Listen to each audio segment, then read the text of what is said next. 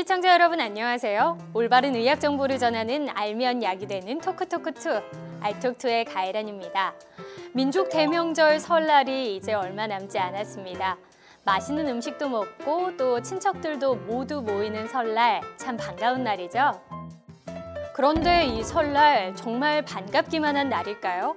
많은 음식을 먹고 탈이 날 수도 있고 또 온종일 식구들과 집안일에 치여서 스트레스를 받기도 하는데요. 그래서 오늘 알톡토에서는 건강하고 즐겁게 설을 보내기 위해서는 어떻게 해야 하는지 살펴봅니다. 가혜란의 알약 톡톡투 설날 맞이 탐구 생활 지금 시작합니다. 까치 설날은 어저께고요. 우리 설날은 오늘이래요. 이제 그만!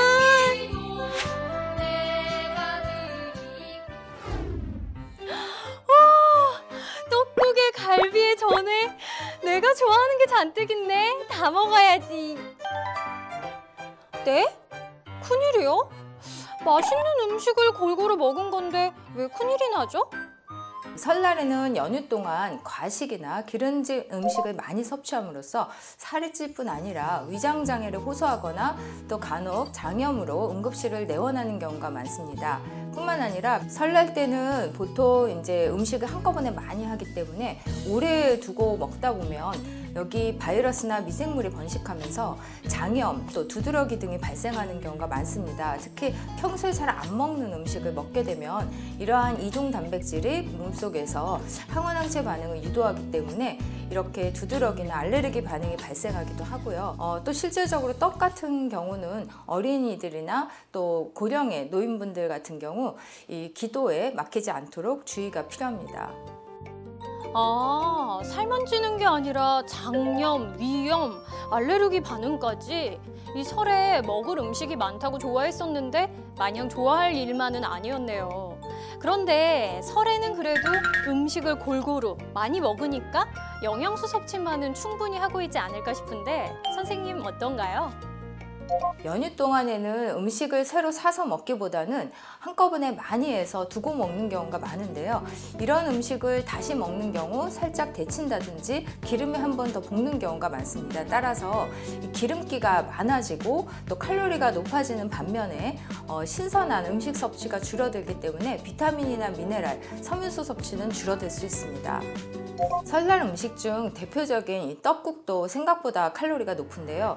보통 450에서 550 칼로리 정도이기 때문에 한 끼 열량인데 떡국만 먹지는 않기 때문에 적당히 섭취하는 것이 중요합니다. 그 외에 계란을 씌워서 튀긴 전이라든지 이런 갈비찜 등이 칼로리가 높은 음식의 대표인데요.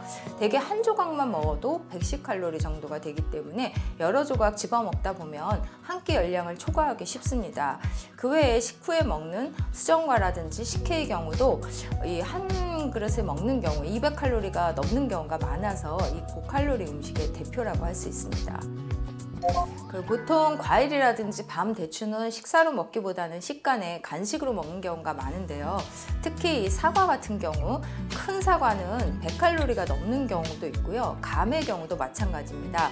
따라서 사과나 감, 바나나와 같은 고칼로리 과일은 적당히 반 개 이하로 드시는 것이 좋겠고요. 이 밤이나 대추도 여러 개를 먹다 보면 칼로리가 초과되기 쉬운데요. 밤은 4알 정도를 먹으면 80칼로리, 또 대추도 8개에서 9개 정도를 먹으면 50칼로리가 되기 때문에 너무 많이 먹는 것은 피하는 것이 좋습니다. 역시나 설에는 뭘 먹느냐도 중요하지만 얼마나 먹느냐도 참 중요하네요. 저도 이번 설에는 제 1차 목표를 과식하지 않기로 삼아서 열심히 좀 노력을 해야겠습니다. 네? 과식하지 않으려면 어떻게 해야 하냐고요? 글쎄요. 그건 저도 잘 모르는데. 선생님, 어떻게 해야 할까요? 보통 과식을 하게 되는 가장 큰 원인은 포만감을 쉽게 못 느끼기 때문인데요. 이 가족들과 대화를 나누면서 특히 대화를 주도하면서 밥을 먹다 보면 식사 속도를 조절할 수 있습니다. 또한 식전이나 식후에 물을 많이 먹게 되면 포만감을 어느 정도 채워줄 수 있고요. 먹을 때는 단백질 위주로 먹게 되면 이러한 포만감이 지속되기 때문에 과식을 예방하는 데 도움이 될 수 있습니다. 또한 다른 기름진 음식보다는 나물류라든지 김치와 같이 저칼로리 식품을 먼저 섭취하는 것도 좋은 방법이 될 수 있습니다. 어린아이부터 어른까지 온 가족이 함께 모여서 시간을 보내는 만큼 설날 조심해야 할 것들도 참 많은데요. 그렇다면 우리는 설에 어떤 것들을 명심해야 할까요? 바로 이것입니다. 보통 젊은 성인이라면 소화력이 뛰어나기 때문에 조금 음식을 더 먹어도 문제가 되지 않는 경우가 많지만 나이가 아주 어린 소아라든지 노인들의 경우 평소보다 많이 먹게 되면 소화불량이나 위장장애가 생기기 쉽습니다. 특히 떡과 같은 음식은 이 사례가 걸리기 쉬워서 매우 위험할 수도 있는데요. 인절미라든지 찹쌀떡과 같은 경우 이 아주 어린 소아라든지 노인들은 피하는 것이 좋습니다. 그 긴 연휴로 인해서 살도 찌지만 이 생체 리듬이 깨어지는 경우가 많습니다. 특히 피곤해서 늦잠을 자거나 또 잠을 늦게 자다 보면 이러한 피로 증상이 더욱 누적될 수 있는데요. 장기간 서서 일을 하시거나 음식을 만드는 경우에는 가끔씩 스트레칭을 한다든지 발목 운동 그리고 가만히 있는 자세를 피하는 것이 나중에 근육통이나 관절염으로 이어지는 것을 막을 수 있습니다. 또한 남긴 음식이 아깝다고 먹는 경우가 있는데 이러한 것도 비만의 원인이 될 수 있기 때문에 너무 남은 음식이라든지 오래된 음식은 버리는 것이 좋습니다. 연휴가 길다고 해서 피로가 싹 풀리는 건 아니죠. 오히려 피로가 더 쌓일 수도 있는데요. 하지만 운동을 하기에는 시간이 영 나지를 않고 어떻게 해야 할까요? 이럴 때 간단한 지압법을 함께 해보시는 건 어떨까요? 알약 튼튼해서 지금 지압법 가르쳐 드립니다.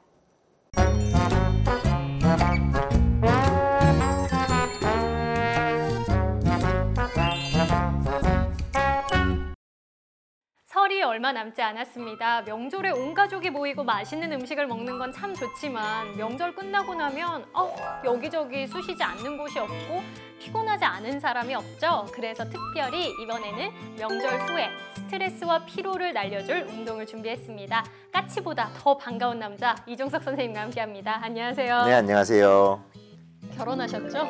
네. 이번 명절 느낌이 남다르실 것 같아요. 네, 그렇습니다. 아무래도 부담감도 크고 또 이제 와이프하고 사이가 좋았으면 하는 그런 걱정이 좀 앞섭니다. 이렇게 더듬는 거 처음 봤습니다. 명절을 잘 보내려면 부인의 스트레스가 덜한 것도 중요할 텐데요. 집에 계신 분에게도 이 운동을 좀 전해드리면 좀 무난하게 명절을 넘길 수 있지 않을까 싶은데. 음식은 제가 합니다. 아, 그래요? 자, 명절 스트레스를 풀어주는 운동이라고 해서 기대가 큽니다. 어떤 네. 운동인가요? 명절에 특히나 숙여서 전을 붙이신다거나 운전을 장시간 하신다거나 했을 때 목이나 눈에 피로가 많이 쌓이는데요. 그때마다 가볍게 또 크게 정신 뺏기지 않고 몸을 풀어줄 수 있는 지압법입니다. 네, 명절 끝나고 나면 운전도 오래 했고 전도 많이 붙여서 이 목도 뻐근하고 눈도 침침해지기 마련인데요. 지금 지압점 위치 정확히 살펴보셨다가 눌러주시면 피로도 풀리고 눈도 맑아진다고 하니까요. 지금부터 바른 자세 배워볼까요? 지금부터 배워볼 운동은 목을 돌리거나 했을 때 좀 목이 뻑뻑하다 하시는 분들한테 유용한 마사지가 되겠습니다. 그래서 거울을 보시고요. 혹은 손으로 찾으실 수도 있습니다. 고개를 왼쪽이나 오른쪽으로 돌렸을 때 이렇게 바짝 서는 부분이 있어요. 당겨진다라고 생각하는 부분의 끝부분을 손으로 가볍게 눌러주시고요. 이게 쇄골과 만나는 지점쯤 되겠네요. 그렇죠. 쇄골 바로 윗지점쯤 됩니다. 그래서 고기를 눌러주시고요. 왼쪽으로 더 틀어주세요. 꽉. 그리고 한 3초 정도 있다가 원래대로 보시고 다시 한번 갔다가 이 동작을 몇 번 정도 반복하면 5번씩 해서 번갈아서 해주시면 되고요. 그 다음은 이제 뒤쪽이 뻣뻣하다거나 눈이 좀 침침해졌을 때 지압하는 부위입니다.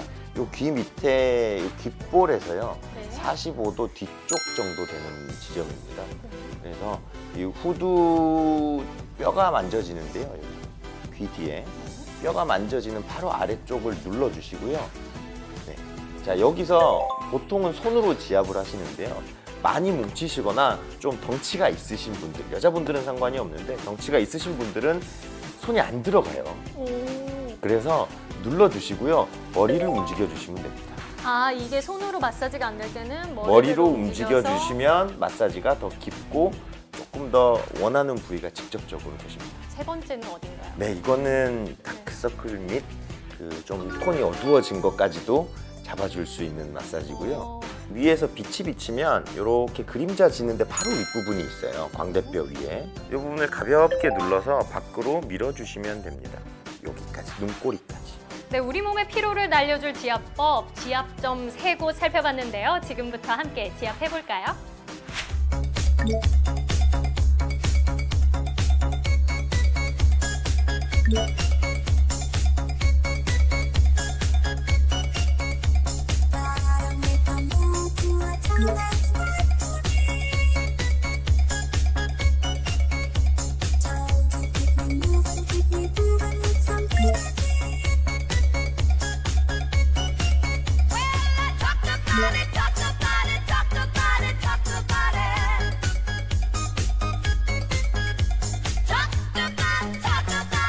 여러분 새해에도 복 많이 받으세요.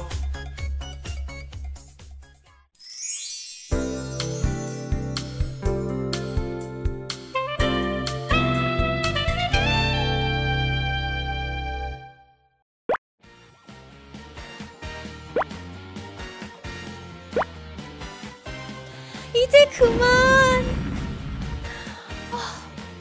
명절만 되면 반복되는 부부 갈등, 고부 갈등, 그리고 가족들의 잔소리에서 오는 스트레스. 정말 남일 같지 않죠? 이런 일은 매번 명절마다 반복돼야 하는 걸까요? 해결책은 없는 걸까요? 그래서 알톡2에서 준비했습니다. 그 첫 번째, 부부 갈등의 해결책부터 살펴보시죠. 이런 질문하는 부분 있으세요. 평소에는 멀쩡하던 남편이 왜 명절 때 시댁만 가면 아로 돌변하는지 모르겠다, 아이로 돌변하는지 모르겠다, 이런 거죠. 이게 뭐냐면, 근데 이제 남편 입장에서는 당연한 게 이게 퇴행이라는 게 일어나거든요. 이제 집으로 돌아가고 나이가 몇이든 엄마가 있고 하고 있다 보면 이제 퇴행이라는 게 꼭 나쁜 건 아니거든요. 나를 어리게 만들어서 그 안에서 쉼을 갖는 건데, 근데 이게 왜 갈등 상황이 되냐면 아내는 퇴행하는 게 아니라 더 성숙해져야 되는 상황이잖아요. 만약 시댁을 가면은 더 내가 내 욕구와는 상관없이 눕고 싶어도 눕지 못하고 웃고 싶지 않아도 더 웃어야 되는 상황이어서 그 어느 때보다 더 성숙한 남편이 요구되는 상황인데, 남편은 아가로 퇴행을 하다 보니 이 격차가 커져서 큰 문제가 없던 부부들도 부부싸움으로 가는 경우가 많죠. 물론 나 아들 역할도 해야 되지만 남편으로서의 캐릭터를 유지해주기 바라는 거거든요. 근데 이것도 너무 노골적으로 하면 조금 보수적인 시댁 같은 데서는 문제가 되니까 은근슬쩍 틈틈이 아내한테 말이라도 괜찮으냐 하면 좋고, 좀 분위기가 좀 뭐 같이 일도 거들고 그러면 좋겠죠. 어쨌든 에너지 소모가 많은, 감성 에너지 소모가 많은 거거든요. 그날은 내가 친절을 많이 베풀어야 된다는 거죠. 그러려면 이제 두 가지 원칙이 필요한데요. 일단 에너지를 많이 충전해서 가야 돼요. 네, 그러려면 좀 휴식도 잘 취하고, 근데 막 정신없이 이것저것 다른 일을 많이 신경 쓰다 가다 보면 내가 에너지가 고갈된 상태에서는 친절이 잘 안 나고 더 짜증이 날 수 있는 게 하나 있고요. 두 번째는 내가 어느 정도 친절할 수 있는지를 좀 체크를 해서 한 70% 선까지만 하는 게 좋습니다. 이게 어쩔 수 없거든요. 과도한 친절은 다 분노로 바뀌어서 결국 그게 어디론가 튀어나가게 되거든요. 그럼 이게 뭐 고부 갈등이 될 수도 있고 부부 갈등으로 갈 수 있으니까, 사실 서로 간에 약간은 여유를 두고 서로 간에 가족끼리도 친절을 보이는 게 중요하죠. 아가씨더러 직접 구워 먹으라고 하세요. 부부 갈등도 문제지만 고부 갈등을 빼놓을 순 없죠. 가까이 하기엔 너무나 먼 당신. 이 고부 갈등은 왜 생기는 것이고 해결책은 없는 걸까요? 선생님, 제발 좀 알려주세요. 고부 갈등 자체가 시어머니와의 며느리 이자 갈등이 아니죠. 삼각관계죠. 어머니는 명절이라는 게 자기가 그간 모성애를 키운 거를 보상받는 날이거든요. 굉장히 중요한 날이죠. 아들은 좀 퇴행을 해서 쉬는 날이고 오랜만에 엄마 아들 노릇을 하는 날이에요. 그러다 보면 이제 며느리 입장에서는 이제 충실히 며느리 역할을 해야 되는데 시어머니도 받으려고 그러는데 그때 좀 남편이 힘을 줘야 되는데 아예 아들로 가버리면 갈등이 되기 때문에 사실은 서로가 며느리도 시어머니 이런 걸 이해하는 만큼 상대방들도 좀 이해를 하는 그런 것들이 필요하겠죠. 뭐 그게 공감이죠. 명절 스트레스의 핵심은 이 공감과 관련돼 있지 않나 싶습니다. 며느리는 며느리고 며느리가 딸이 될 수는 없지만 본인도 사실은 며느리였잖아요. 나는 조금은 내 아들이 남편의 역할을 좀 해도 좀 이해해주고 너무 아들만 하려고 그러면 야 너 남편의 역할을 하라 좀 말이라도 이렇게 해주는 게 중요하겠죠. 심하게 며느리끼리 경쟁이 있잖아요. 의외로 이 승리하는 며느리를 보면 일 많이 하는 며느리가 아니라요. 의외로 시어머니한테 립 서비스라고 그러죠. 칭찬을 많이 해줍니다. 왜냐하면 명절에 시어머니는 자기가 여주인공이라고 생각해요. 어머니의 그날 심리는 어머니 정말 이렇게 다 하시느라고 너무 고생하셨어요. 모성적 희생을 보상받고 싶은 심리가 명절은 제일 큰 거거든요. 취직 안 하니? 결혼 안 해? 돈은 잘 버니? 명절만 되면 듣게 되는 가족들의 걱정. 걱정인 건 알지만 듣는 사람은 스트레스가 이만저만이 아니죠. 명절만 되면 들어야 하는 이 이야기들, 그리고 쌓이기만 하는 스트레스. 과연 매번 반복돼야 하는 걸까요? 해결책은 없는 걸까요? 명절이라는 건요, 오랜만에 만났어요.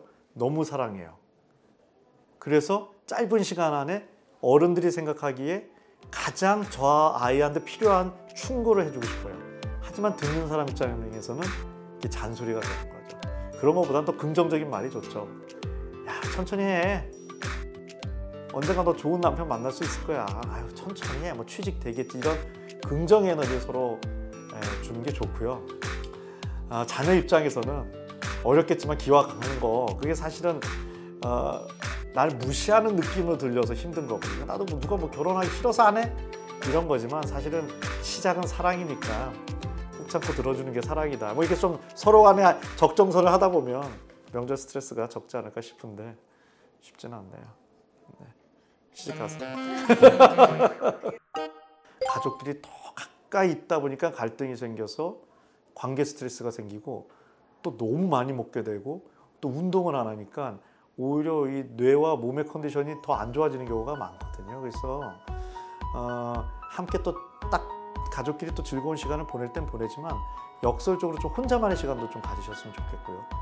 그랬을 때 오히려 또 충전이 돼서 관계도 더 좋아지는 면이 있고 또 많이 먹게 되니까 더 운동이 필요하기도 해요. 이게 막 너무 많이 먹고 몸이 무거워지면 마음까지 무거워져서 더 상대방한테 안 좋은 얘기가 나오거든요. 그래서 이거를 명절은 사실 명절의 본질의 의미는 나와 내 가족이 재충전하는 시기거든요. 그 목적대로 좀 하면 어떨까 싶습니다.